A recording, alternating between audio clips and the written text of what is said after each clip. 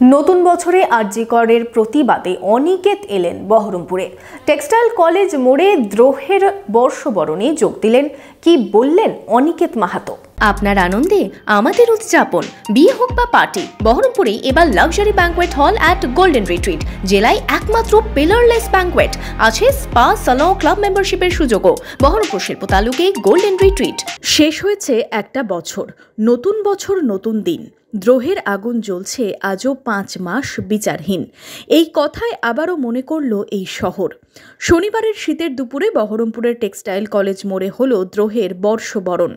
আরজিকর কাণ্ডে আবারও উঠল প্রতিবাদের ঝড়। তিলোত্তমার বিচারের দাবিতে পথে নাগরিক সমাজ। গান, বক্তৃতায় তিলোত্তমার বিচারের দাবি আরও জোরালো হলো।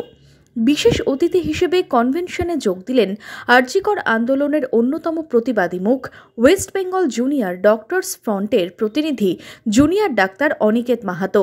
সংবর্ধনা জানানো হলো তাকে। বহরমপুরে এসে কি জানালেন অনিকেত?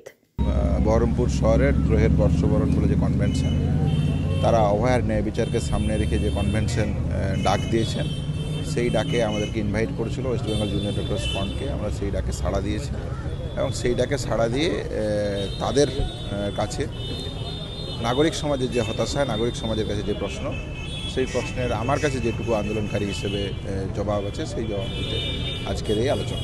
তাহলে এই দেশের পরিপ্রেক্ষিতে সর্বোচ্চ সংস্থা সিবিআই, তার উপর আমাকে ভরসা করতে হবে। দেশের সর্বোচ্চ কোর্ট সুপ্রিম কোর্ট, তার উপর ভরসা করতে হবে। এবার সে যদি বলে ভরসা দেবো না, তাহলে আপনার প্রশ্ন অনুযায়ী যদি তাদের কাছ থেকে বিচার না পাওয়া যায়, তাহলে আন্দোলনে একমাত্র পথ। আন্দোলন ছিল, সুপ্রিম কোর্ট হেয়ারিং হচ্ছিল। আন্দোলন এই মুহূর্তে কিছুটা স্তম্ভিত, কোর্ট হেয়ারিং ডেট দিচ্ছে 3 মাস পর।